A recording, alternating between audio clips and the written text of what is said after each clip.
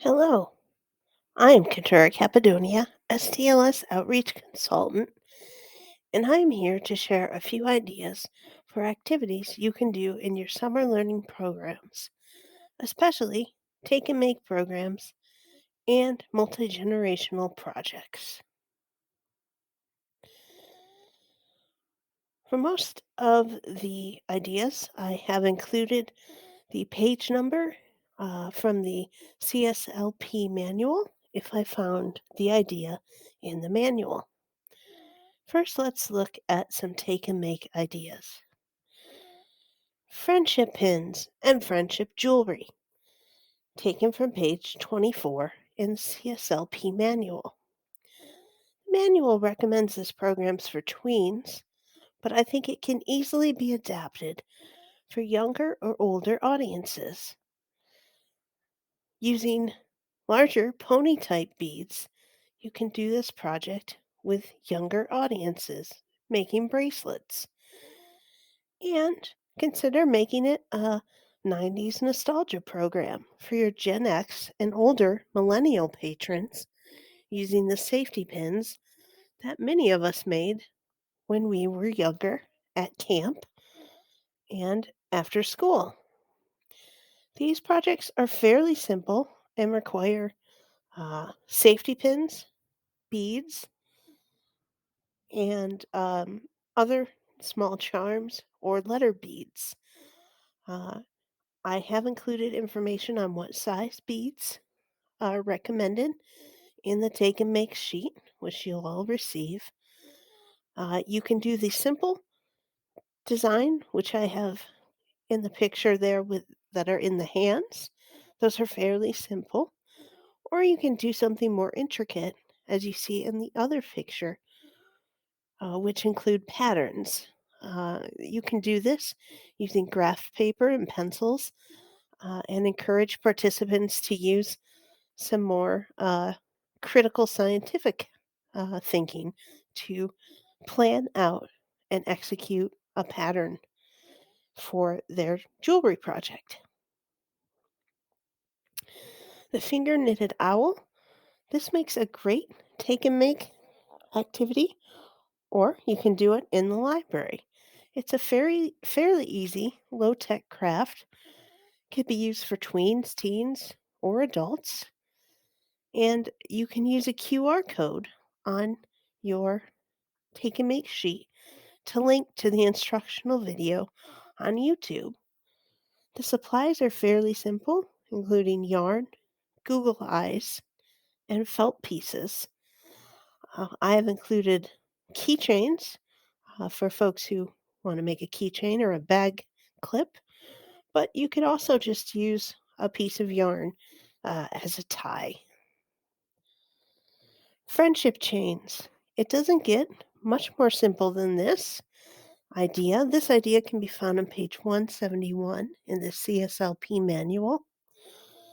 Basically, you can use scraps of paper from all kinds of different formats: construction paper, craft paper, magazines, old books, anything you might be able to cut up into strips.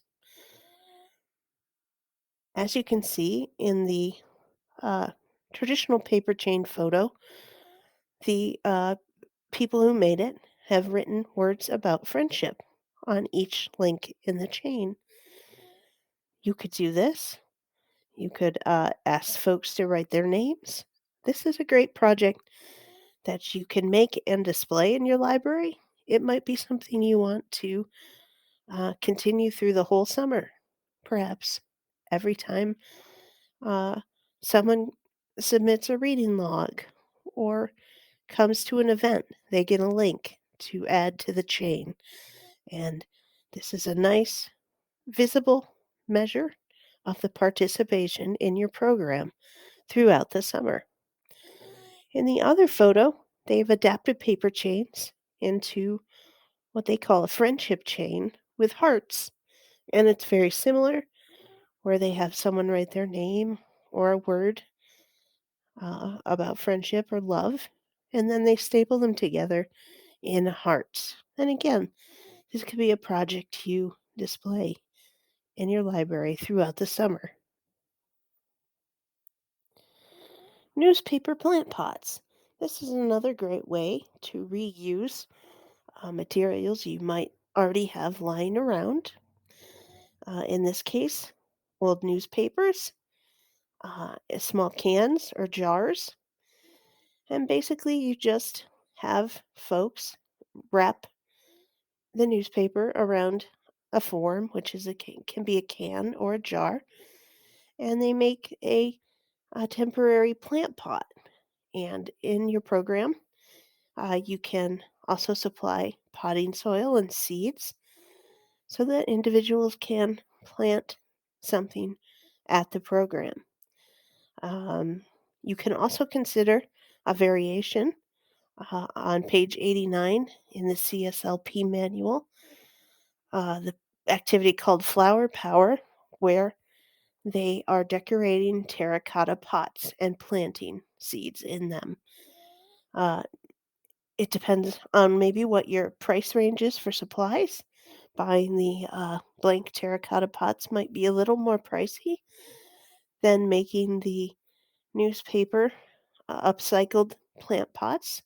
So it's up to you to decide what might be best for your situation.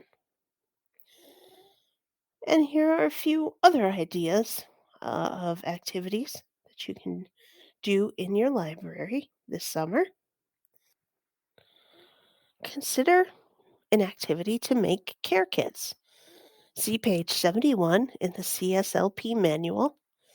This is a great activity, multi-generational activity, where you can ask folks throughout the summer to help donate items for and then assemble care kits for community members in need. One key vital aspect to this project is outreach. So, reaching out to relevant organizations, such as those who serve people without homes or domestic violence survivors, um, adult care facilities. Get in touch with these organizations and ask the staff what they might need and how your library can help. Once you have a list of the most useful items for individuals in these populations, ask patrons to sponsor kits financially or have sign-ups for individuals to bring multiples of pre-selected items on a given day before the event. Then you can make Care Kit assembly a fun community event with music playing and icebreakers, perhaps a door prize. The pictures I've shown here on the one side in the Ziploc bag, this is a care kit intended for individuals who might be experiencing homelessness. So it has things like toothbrush and toothpaste, band aids, deodorant, um, hot hands, water bottles. And then on the other side are contents for care kits for individuals who are going through chemotherapy. So it's got some um, cozy socks, it's got a word puzzle book, it's got a nice encouraging note card, and some healthy snacks. So there are different types of kits you can make for different audiences, but I encourage you to determine, what might be best for the people in your community. Another idea is a disability culture book club, and this comes from page 125 in the CSLP manual. Disability is often misunderstood as applying only to people in wheelchairs with physical disabilities, but in fact, many disabilities are invisible or do not relate primarily to mobility, such as people who are neurodivergent or people who have chronic illness. Unfortunately, many people with disabilities feel more thwarted by ableism in society than by disability itself. How can our libraries help? Consider starting a book club that helps people to think about disability differently. Even posting a list of book suggestions in your library would go a long way towards making disabled patrons in your communities feel seen and supported. And there are a number of books out there written by individuals with disabilities. You can see the picture at the bottom, or featuring characters who have disabilities. And this is an idea that can be adapted for numerous age groups, uh, from young readers to teens and adults. Or consider a graphic novel disability culture book club. Looking for a fun activity that's low tech and relatively inexpensive to do in your library? Consider a giant floor crossword puzzle. See page 140 in the CSLP manual. Multi generations can work together to solve a giant crossword puzzle. The words, the solutions, are all activities that people can do together. So encourage them to act out each word as they find it in the puzzle. Use a combination of visual clues, such as pictures of each activity, and written clues to accommodate varying ages and learning styles. And it is really nice that the manual has all the templates that you need to print out and put this puzzle together in your library. And finally, here are just a few other ideas which you might want to consider for your library this summer. Food and supply drives for local animal shelter, something I know many of our libraries already do, especially around the time of the Great Give Back.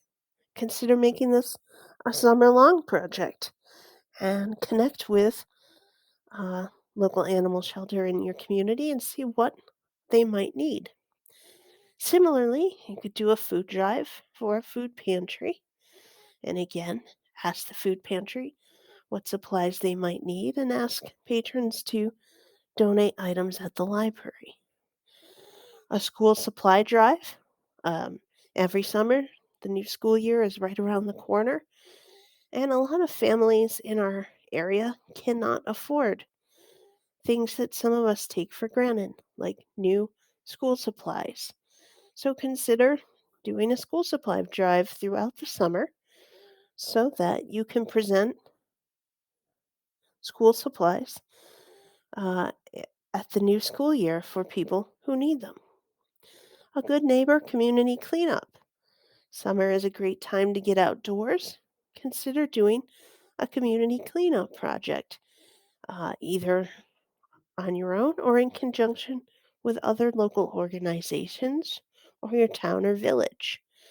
It could be as simple as cleaning up the yard, an area around the library, or it could extend to helping clean a local park, a local river area, or the main street of your town. Basic digital literacy programs. Summer is a great time to help your patrons learn some basic digital literacy skills, especially including featuring resources that our libraries offer, such as Libby and our Job Now database and Peterson's Test Prep database. And finally, consider a high low book club for adults. High low books are high interest, low reading level. These are accessible books for individuals who may not read at an advanced level, but they're not didactic. They have interesting storylines and are fun and exciting. This is a great way to encourage adult literacy programming at your library and maybe attract folks who don't already use your library or feel intimidated by using the library. And I know many of you might have some other cool ideas that you would like to share.